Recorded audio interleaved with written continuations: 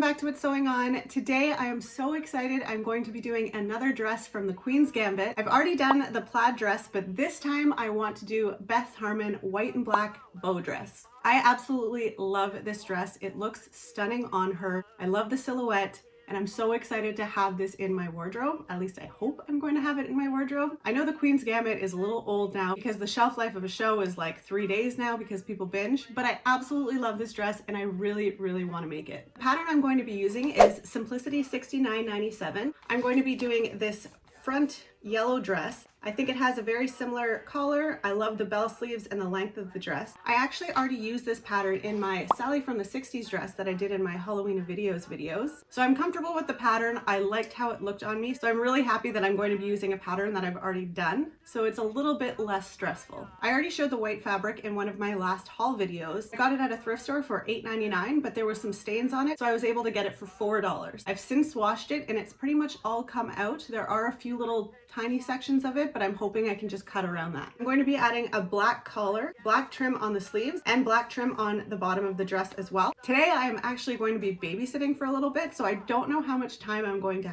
have to actually make the dress, but I'm going to try to get as much done as possible before she comes here and then after. So I'm going to show you the fabric and we're going to get cutting.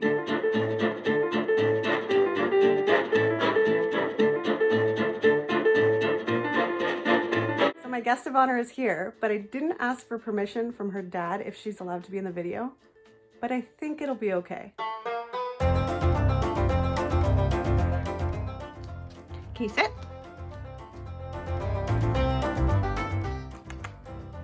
Do you not like the camera?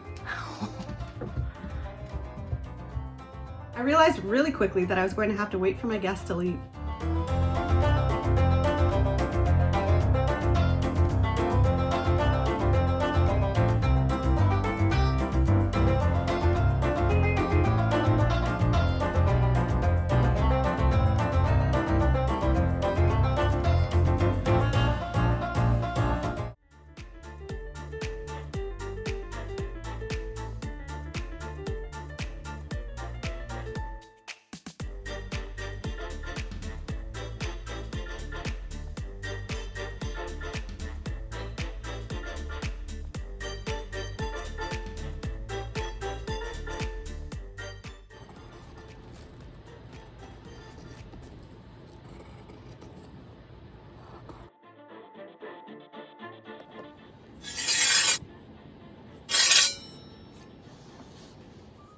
Once the pieces were cut out, I pinned the lining to the front and back fabric, and then basted all along the outside edges and all along the dart markings, securing them together.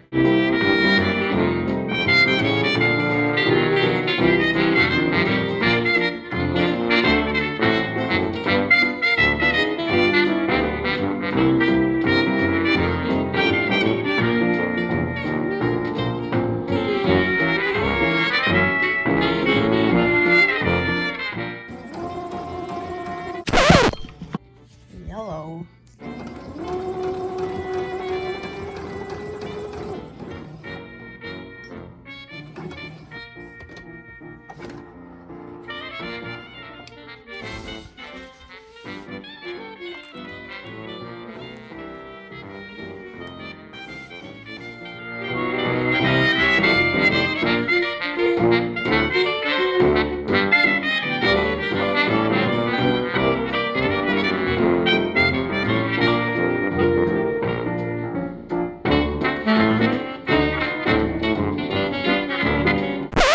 Then I sewed the front of the dress to the back of the dress at the shoulder seams and then all along down both sides, all while playing a really relaxing game of thread chicken.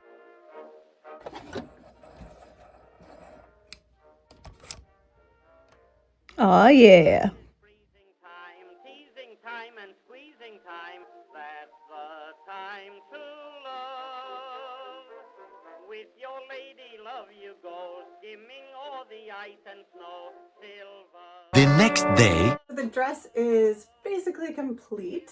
I have all of the side seams done. I've added the zipper. I just have to trim the zipper down, and all of the darts are in the back, up at the top, and down along the sides. It needs a really good press because some of the seams just need to lay a little bit more flat For the black detail around the collar, the base of the dress, and also on the base of the sleeves, I'm going to be using these pants that were gifted to me from my mom. I think the velvet will look nice with it. I'm also terrified to work with velvet again because of my last video, but I think this will be pretty easy, and I do really like the look of it. There's a bit of a shine to it, so I think it will blend nicely with the white. So for the collar, basically what I'm going to do is cut out the facing in this, and I'm also going to be cutting out the facing in this white material. I'll line the collar pieces with some interfacing, and then I'll lie them right across here and sew them down. And then I'll lay the white facing on top of that, sew that down. Then I'll flip the white facing in. I will grade the seams and then do an understitch to make sure it lays flat. Hopefully. One pant leg will be enough for the base of the dress, and then I'll be able to do the sleeves and the collar with the other leg, which will also give me enough fabric to make the bow. So I think I'll be able to get that all done today, so I'm going to get started right off the bat. I'm going to start with the collar and get that done, and then I'm going to put in the sleeves and then add the base of the dress. Oh, hi. You're gonna have to move out of the way. I need to cut some fabric. Don't you get your nose near that. We already have puppy prints on it. We don't need any more. No. Look, there's already drool. Do not put drool on my dress.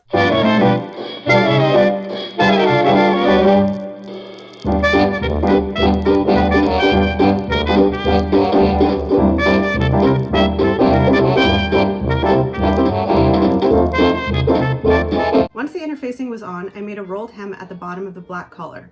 Then I did the exact same thing to the white facing minus the interfacing. Then pinning the right sides together of both the collar and the facing, I basted them together and attached that to the neck of the dress, grading the seams and understitching the facing inside the dress.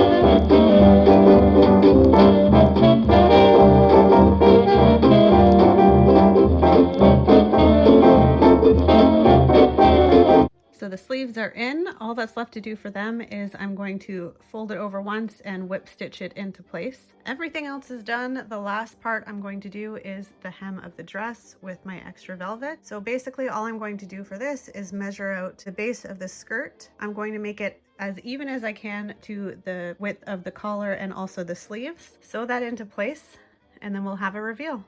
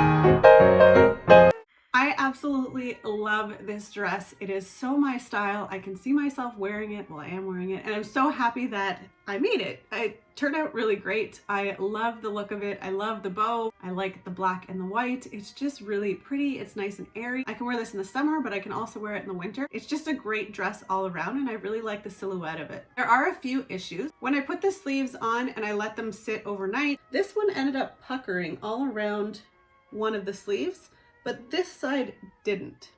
So I don't really know what I did to the other side. I know the velvet is a bit stretchy, so maybe I pulled it as I was stitching. I'm not too sure, but I'm not super happy with the way that looks. I've tried to press it out, but it's not doing anything. I think I'm going to take the velvet off this and try it again because I really want them to look even. Other than that, I absolutely love the sleeves. I didn't have enough material for the lining, but I don't think it really matters. I was worried that the two different whites, since this has a double layer and the sleeves didn't, was going to be more apparent, but I don't really find it is. And I'm just really happy with the look of the sleeves. The other thing, I actually didn't need interfacing in the collar. I ended up leaving it on the back panel, but the front panel didn't need it. I find it made the velvet kind of warp, so it didn't lay completely flat, and it's still not lying completely flat. I took the interfacing out, but unfortunately, where I did the rolled hem, the interfacing is still in there, so it does have a little bit of a wave to it, but it's not completely noticeable. And when you have the bow on it, it kind of holds everything down. The other thing that's different is the bow. Beth's dress has the white, black, white. I didn't have that much material left over to make a long strip for both sides, and then just sewing them together, they're completely different fabrics, so they weren't lying properly. But I really like the black velvet bow, so I think it ends up looking really cute, and it's still very similar to the dress. When I first used this pattern to make the Sally dress, I didn't use a lining on it because it was thicker quilt material and I was going to be painting it, so I didn't bother putting a lining on. And I really wish I would have trusted my gut, because this dress, you sew the linings together and then you construct the dress. I'm used to, whenever I've used lining before, is basically you make whatever you're making and then you make the identical thing into lining, flip it inside out, and then you attach it that way. This wasn't the case for this dress. So I don't really understand what the point of the lining is, because you can still see all the seams on the inside, and this white material frays a ton. So the more I wear it, the more the seams are going to fray. I did do a zigzag stitch. Unfortunately, I couldn't use my serger because I didn't realize I ran out of white serger thread. So I'm hoping that helps. But I really wish I would have just did two separate pieces and then put them together like a normal lining instead of this way. The other thing that I found really weird with this way is you sew everything together and then you put the darts in. So the darts are actually the lining included in it as well. I've never seen a pattern that did that sort of lining before. It was really strange to me, and I really wish I would have just did it the way I wanted to do it instead of following the pattern. Inside of the dress would have just looked more finished, and I wouldn't have had to worry about wear and tear with the fraying material. But other than that, I'm super happy with this dress. I'm really happy that I decided to do it, even though the Queen's Gambit might not be as popular as it was. It's still a beautiful dress, and I'm really happy that I got to do it. Thank you so much for watching. I hope you enjoyed this video. If you did, please give it a like, and I hope you subscribe. I will see you all on Friday for my next video. Carly, what you got on your nose? Or some foreshadowing shots. I think that was pretty good. Got a run in my tights. I swear, they make them as thin as possible, so you have to buy more and more. I liked these ones too. Along the dark market.